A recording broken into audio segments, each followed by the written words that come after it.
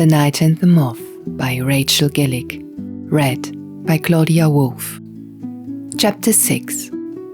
Hit me as hard as you can. Carlton Fair was brilliant, a span of merchant tents in a vast field. On the far side of the field was the great castle that could be none other than Castle Luricht, King's Castle. I'd outdistanced Hamlin upon the road and now walked beneath colourful banners. Writ upon them was the hamlet's creed: the only portent, the only prosperity, the only god of men is coin. Beneath it, a coin I knew all too well was depicted. Smooth stone on one side, rough on the other. I forgot the risk of wandering alone in a place I'd never been, too mesmerized by the colours, the noise, the vivacity of the fair. Ashling Cathedral suddenly felt as lifeless as a graveyard to this place. In the distance, pyres burned, dancers moving around them. I could hear the fiddles, drums, but for every tent I passed, the sound of coins falling on counters, coins slapping into palms, coins clinking in pockets was louder. Coins, so many coins. If what the abbess believed was true, that the omens took corporeal form and visited their hamlets, how the artful brigand must grin at his domain. The king's castle was near, yet it was coin that reigned. Toss it! Oh, smooth side up! A good portent. Order more silks. Nah, an uneven sum. A bad sign. Reduce the price, I will work with another vendor. No, I will not pay. The coin felt strangely. I could be ruined.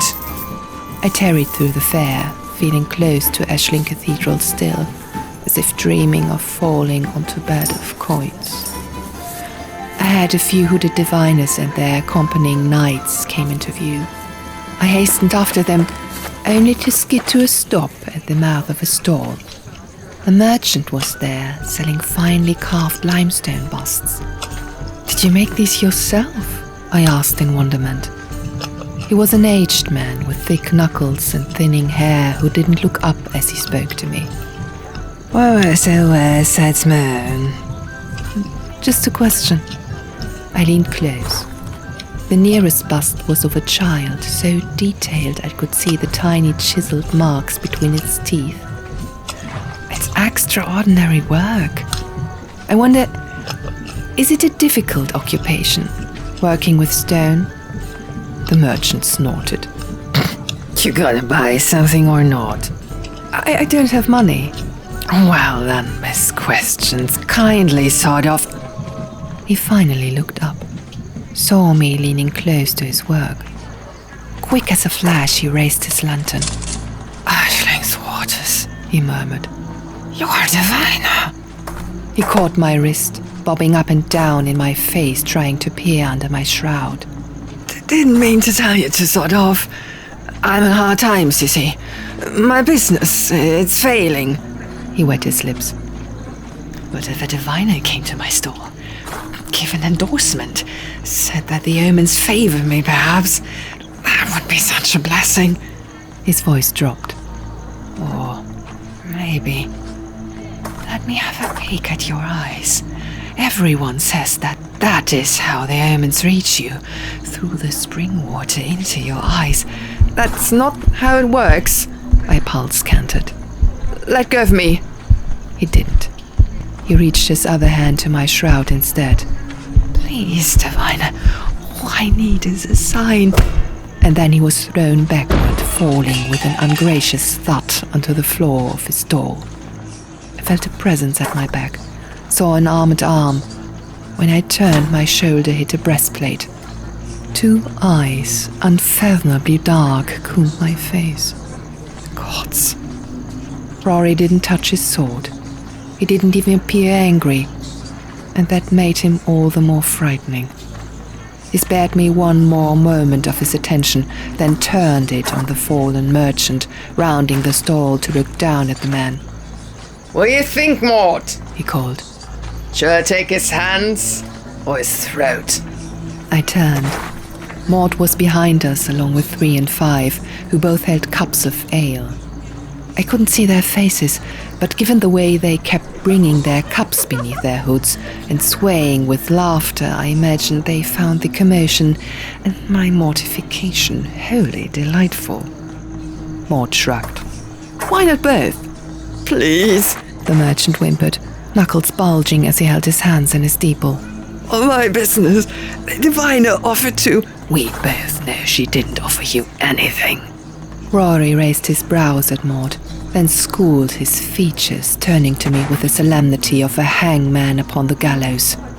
"Well, diviner, what would you have? His hands or throat?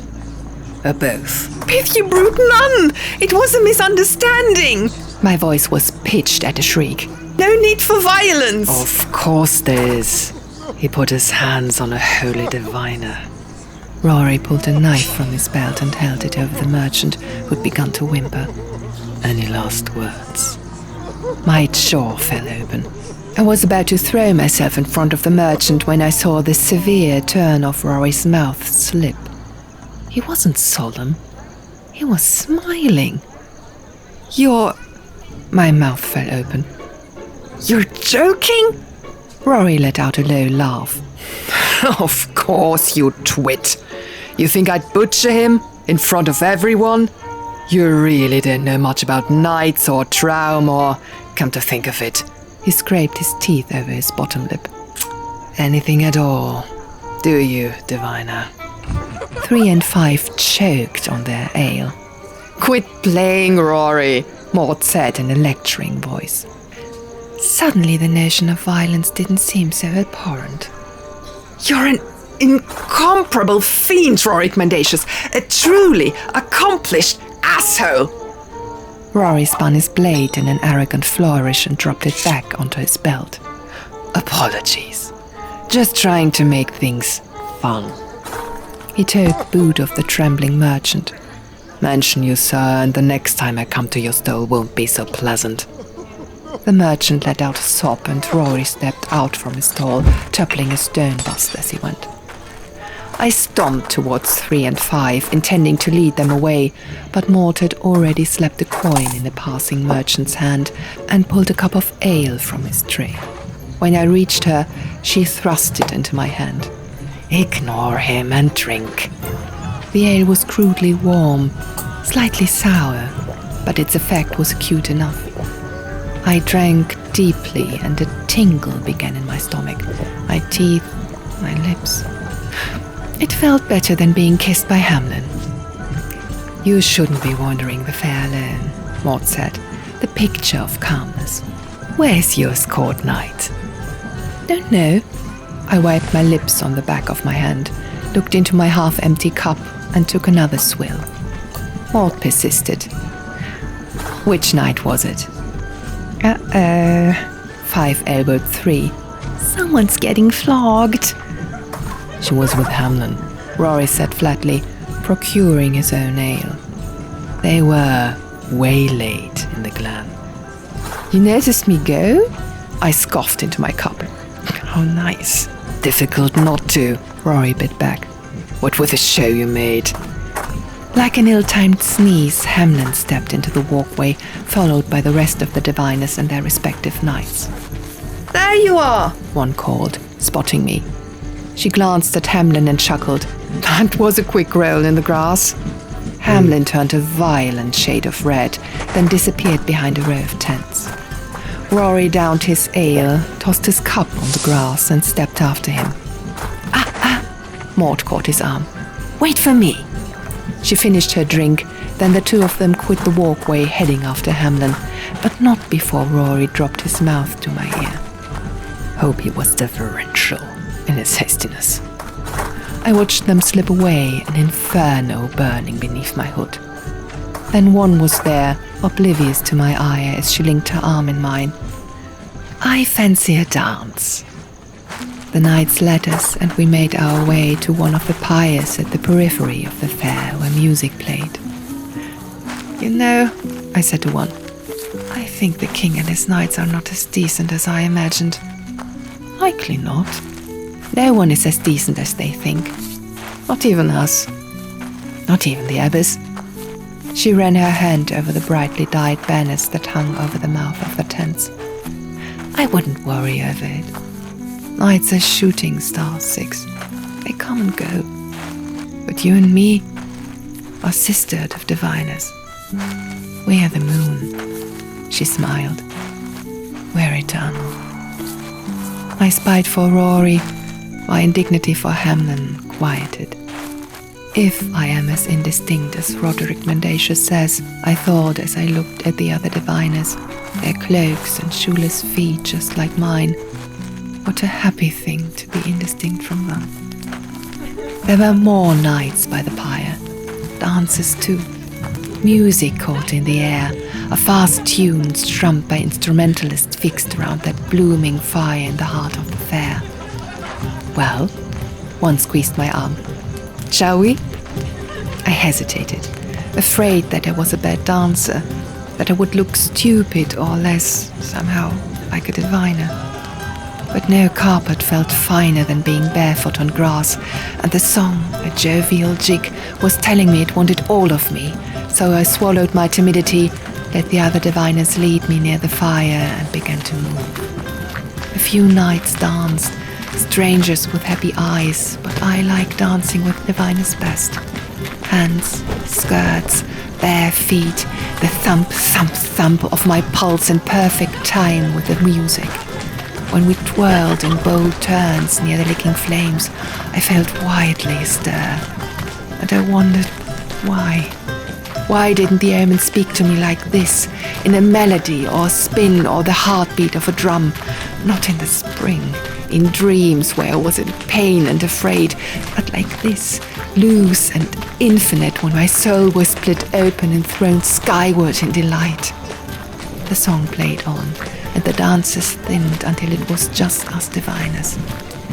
The pyre, I realized, was surrounded only by knights and the instrumentalists, as if it were our own private gathering. More ale, have pity, was consumed. We diviners waved together, clasping hands. "This is better than any dream," one said to me as we spun. I held her hands in mine so tightly they felt fused together. It was only when the fiddlers and drummers broke for respite that I realized how late it must be, how far the moon had traveled in the sky. There was more armor in the field now, the rest of the knighthood having joined us while we were dancing. They drank and laughed in clusters, seated at the rickety wooden tables scattered near the pyre. Moth was there, and so was Hamlin, a shiny new bruise on his jaw that had decidedly not been there when I'd been kissing him. Rory was there too, talking with his fellow knights, smiling in a way I'd never seen, without derision. My pulse stumbled. A new song began, be it from the ale or the dancing or the seclusion we felt, alone with the knights in a wide, empty field. One by one, the diviners began to shed their cloaks. When I dropped mine, it felt like a burden lifted, a skin shed. Gossamer caught the breeze, and I heard more than one knight let out an awestruck sound as our dresses, white and weightless, wove together. Then there were hands in mine, a new dance partner. His cheeks were ruddy, his eyes cobalt blue, his smile a crooked line. "Will you dance with me, diviner?" King Custer asked. The others whistled and made kissing sounds as I took the hand of the boy king. King Custer, Benji, was surprisingly spry for all that fancy armor, and his hand on my waist was well trained. Either he was working hard not to grasp me too tightly, or he did not want to. "Are you enjoying your interlude from the tour?" he asked as we spun, my dress swooshing around us. More than I cared to admit. "It's my first time away." "Really? How marvelous!" The king's hand clasped mine and we danced face to face. "I know my friend Rory did not give you an easy time about it. And you were right. Of course, it was his hand to escort you for a night on the town. He owed you. Well, I did." He laughed, his words half digested, muddled as they came out. He'd clearly been drinking. What I mean is, thank you for not saying anything about the spring water you found in our possession last night. He spun me. I just explained my motives, but I fear it's one of those things that you must see to believe. He chuckled. Rather like the omens. We turned a final time. I'd like to pay you back in my own way for your discretion, the king said. Wouldn't want you to think me thankless. You should be more concerned with the 5-bed portents you garnered than winning my esteem, King Custer. He laughed, bawdy and boyish. I scowled. I'm not laughing at you. 6, isn't it? He grinned. I admire your conviction. You're wildly intimidating. I like that in my friends. He wasn't my friend, and I would have told him so, but the song ended and the king dropped my hands. I'd like to pay you back, he repeated. If not for your esteem, then for Rory's truly talented rudeness. He winked conspiratorially. How about a little game? King Custer swarmed back to his knights, stealing a cup of ale and dressing them at a volume only the truly intoxicated can achieve. Listen up, you ingrates! Before we return the divinest to Ashling, it's time for an age-old sport practiced by even the most dignified knights of old. He cleared his throat dramatically. Rory commendations? Please step forward. The knights whistled, chided, and Rory came forward laughing. It was a heartening sound, deep and scraping and rich. He was smiling, sickeningly handsome. His sneers, it seemed, he reserved only for me. King Custer suddenly looked downright wicked. Careful little challenge, my friend. Rory's shoulders were an atlas, every subtle shift a new course charted. Annoyance, humor, pointed resignation. Meanwhile, the knights, who were practically frothing with glee, began to slam their tin cups upon the table. Challenge him at his craft! They shouted. Challenge him at his craft! The diviners gathered. What's this nonsense? Five asked, bemused. Don't you know? Moth was there, settled up next to us, brow damp from dancing. It's a tenet of Drown. Every person in every hamlet has a craft. Be it combat, or wits, or handiness, a challenge to one's craft is a kind of duel, a test of their skill, and more importantly, their honor. Only the gutless, bereft of honor or merit, deny a challenge. Moth rested an arm on my shoulder like we were old friends. The virtues of knighthood are love, faith, or war. Rory must accept one of those challenges. If he doesn't, the knights will chase him through the field, naked. Really? My gaze sharpened. And if he accepts the challenge? If he loses, he does whatever Benji tells him to. If he wins? She shook her head, smiling at the king. Benji will have to strip and run naked instead. 3 grinned. Sounds like a happy ploy to get everyone's clothes off. Bless the knighthood! 4 cupped her hands around her mouth and shouted, Challenge him at his craft! Rory folded his arms over his chest, said something I could not hear. The knighthood went wild with applause. Aha! Challenge it is! King Custer stepped farther into the field. All right, Roderick Mendacious. I challenge you to your knightly craft of war. I say you cannot keep your footing against 3 assaults. If you can, I happily concede my loss, shed my clothes, and howl at the moon. But if you falter a step, or are knocked from your feet, the king's blue gaze found me in the crowd. You must return to Ashling and have your future divined. Next to me, Moth was grinning. This should be good. He won't do it, I said, clipped. The man has made no secret of his revulsion for Aisling, for the omens, for diviners. For me. I don't know, Moth said. He might surprise you yet. Well, King Custer drank heartily from his cup. Will you be stripping, mendacious? 3 assaults to knock me off my feet? Rory came closer, smacked the king's ale out of his hand. Fine, you kids. I accept. He crossed his arms and planted his feet wide. So long as I choose from whom. Another cheer echoed across the field. King Custer clapped, then rubbed his hands together. I may be seeing double, but I can still knock you over. Not you. Rory turned toward the pyre. When his gaze landed on us, diviners all in a row narrowed. Them. All eyes turned our way, and I understood then why Rory had called me a spectacle the moment we'd met. The knights were looking at us exactly how they'd looked at me yesterday when I divined for the king. Rapt, anticipating amazement, wanting a good show. Marvelous! King Custer called.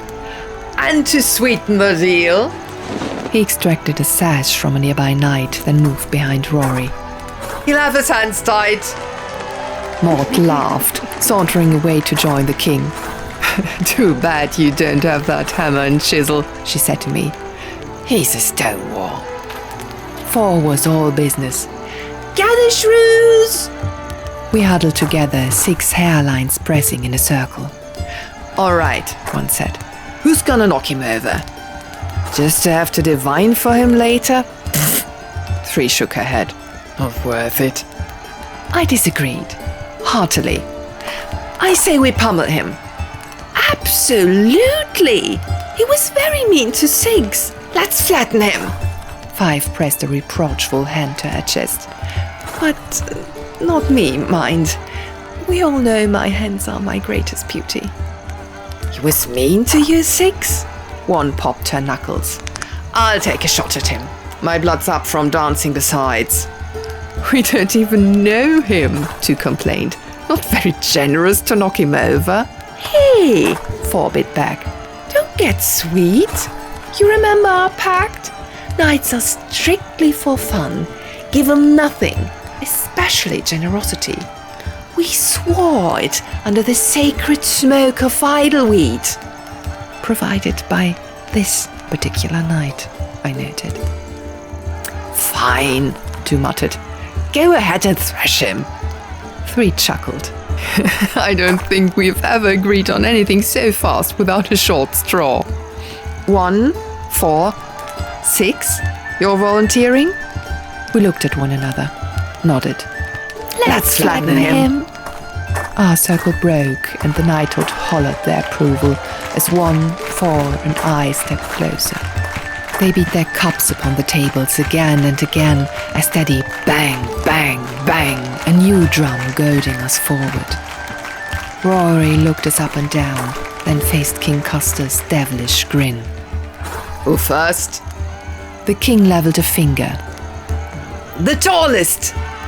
1 rolled her shoulders.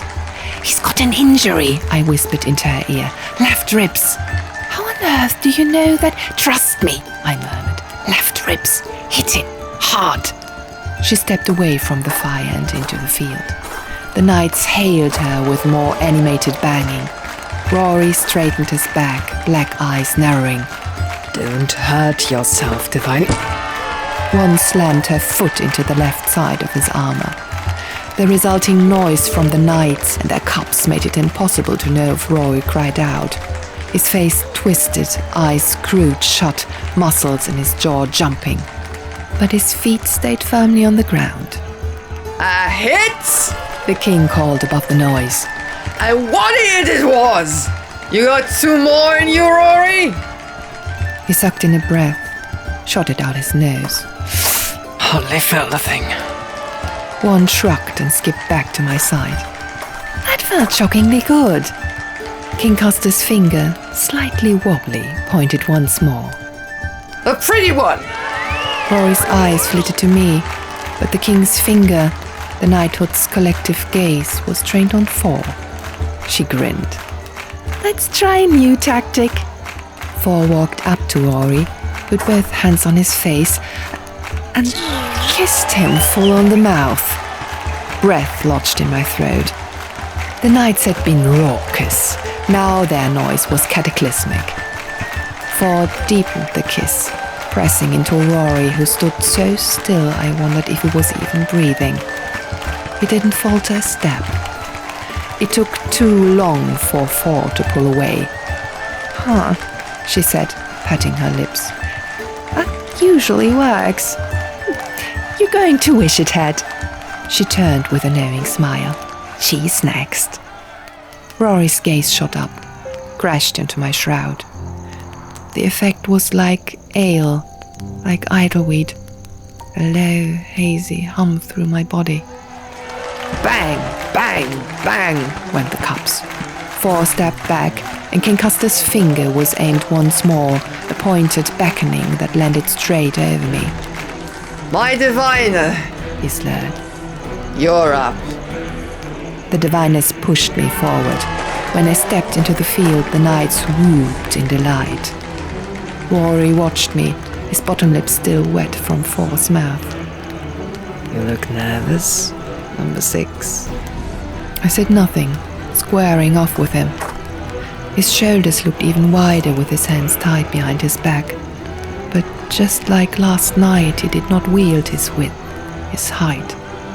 Indeed, he stood a little hunched over, lazy and indifferent, but for his eyes, narrowed and menacing and trained acutely on me. Good of you, by the way, telling her where to kick me. He sucked his teeth. My adoration for diviners grows by the moment. Thrash him! King Custer called from the sideline, smacked over the head a moment later by Moth's retributing palm. Rory leaned forward. Go ahead, he murmured. Hit my side. Hit me where I'm weak. Hit me as hard as you can. If I let you win, I said, a little breathless, you won't come to Ashling for a divination. I'll never have to see you again. That's a victory in itself. Let me win. His lips curled at the corners. You are nervous. Why is that, diviner? Thinking of kissing me too? I'd rather put you on your back. Don't threaten me with a good time. I sprang forward. It was indeed a wall that had humiliated me, mocked and belittled me, but even without hammer, without chisel, I knew how to mind a stone wall. Bending at the knees, I wrapped my arms around Rory's waist. My thighs trembled and I shut my eyes. The asshole was heavy. Teeth gritted, muscles shuddering. I pressed up, lifted Roderick Mendacious off his feet, took a full step forward, and slammed the 2 of us down onto grass. The outburst from the diviners, the knighthood split the sky, cheers and claps and the bang of cups upon the tables, a clamorous thunder. I was on top of Rory, hands braced in the grass on either side of his hips, arms still trapped behind his back. He was helpless but to lie under me. See? We were both panting. I know how to have fun. The splinter in his derision was there again, thicker than before, eyes wide and black as ink, like he could not fully believe what had happened, that he had been so thoroughly and publicly destroyed. He looked up, searched my shroud, but he couldn't find me. You're a fucking scourge, He groaned, dropping his gaze to my mouth. Wouldn't it have been easier just to kiss me? Deny myself any pleasure? He smiled, startling us both. 1 and 4 lifted me off him. Knights swept up around me. There was music, applause. When I looked back at Rory one last time, I felt like Ashling Cathedral itself. Cold, beautiful and disapproving. I'll see you in the spring,